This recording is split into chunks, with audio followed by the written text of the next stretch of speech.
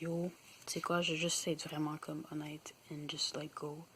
À chaque fois que je fais des vlogs, c'est toujours en anglais, puis c'est correct là. Mais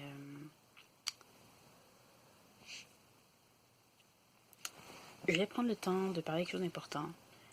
Le titre c'est comme Feast or Famine. Pourquoi? C'est parce que quand t'es entrepreneur ou artiste, point, on t'explique pas vraiment comment est-ce que tu dois faire de l'argent ou bien comment est-ce que ça fonctionne pour avoir une carrière qui est successful, comme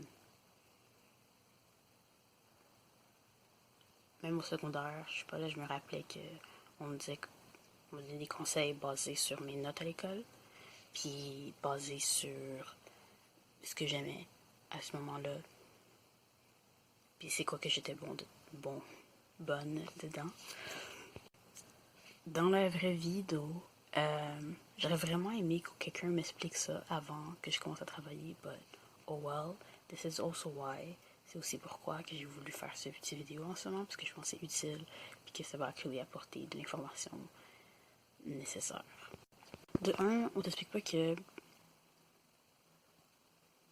n'importe quel job que tu as normalement, si tu es employé, tu as un horaire, you show up, puis après le nombre d'heures que tu fais, tu es payé à l'heure, puis après X nombre d'heures, tu reçois ta paie à chaque semaine, à chaque jour, à chaque 2 semaines, à chaque mois, whatever. But you can plan in advance, tu peux penser en avance, et puis planifier avec ça. Ou bien, si t'es pas payé de l'heure, t'es payé par les choses que tu as à faire, right? Tes tâches, tu as des tâches à accomplir. Quand tes tâches sont accomplies, tu dois comme signer un document ou rentrer des données ou donner un rapport ou quoi que ce soit pour prouver que tu as bel et bien fait whatever que tu devais faire. And then you get paid. Quand tu crées quelque chose, de un, pour faire de l'argent, ce que tu crées doit être utile et ou agréable et ou apporter like value in some way. So, tu peux avoir créé quelque chose que tu trouves cool, que tu trouves génial, que même peut-être que tu as eu beaucoup d'efforts à faire, mais si personne achète ton produit, si personne a besoin de ton service ou de ce que tu as créé ou fait, à la fin de la journée, tu n'as pas d'argent qui rentre, right? Parce que peu importe le nombre d'argent que tu as, pas le nombre d'argent, peu importe le nombre d'heures que tu as accompli, puis investi dans ton projet, peu importe le nombre de tâches que tu as fait pour arriver à ton résultat, tu as besoin des clients, d'amis, de gens qui vont acheter ton produit. Puis ça, c'est pas juste en tant qu'artiste, il y a beaucoup de carrières qui sont comme ça. Je veux dire, si tu es un avocat, il faut être des clients. Si tu vends des voitures, ben, tu veux pas juste vendre une voiture de temps en temps. Tu dois vendre un nombre de voitures tout le temps. Hein? Parce que si tu arrêtes de vendre des voitures, ben, tu fais plus d'argent. Si tu arrêtes de vendre des souliers, ben, tu fais plus d'argent. Si tu arrêtes de vendre des maisons, tu fais plus d'argent. Mais si je travaille dans un magasin de chaussures, je suis pas là toute seule. Genre, je suis payée à l'heure pour show up à Foot Locker ou Payless ou whatever.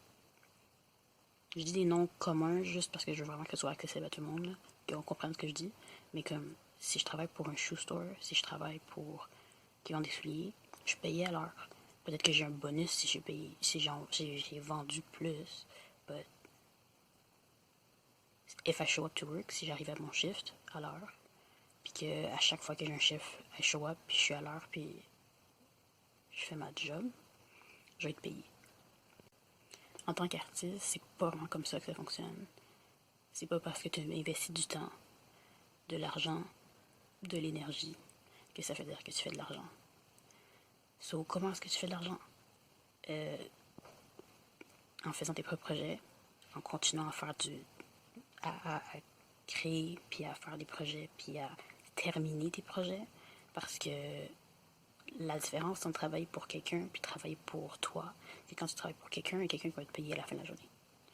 Puis, même si tu n'as pas fini toutes tes tâches, si ton chiffre était 5 heures, mais tu n'as pas tout fini, soit tu peux revenir le lendemain, ou soit si toi-même tu as beaucoup, tu as un sens de l'éthique ou whatever, peut-être que tu peux investir du temps, puis finir tes tâches. Mais tu vas te payer pareil. Si en ce moment, il n'y a personne qui va me payer à part moi, ou que le résultat de mes projets est basé simplement et seulement sur moi, ben si je termine pas mes choses, ça va avoir un impact seulement sur moi.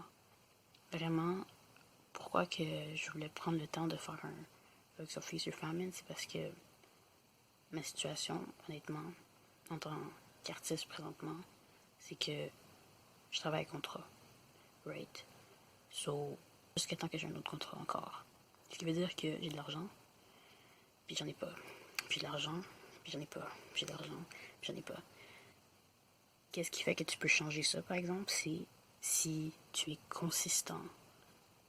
Si je suis consistante dans, de un, l'effort que je mets et la qualité de mes projets. Mais encore là, qualité, temps, énergie, argent n'est pas assez.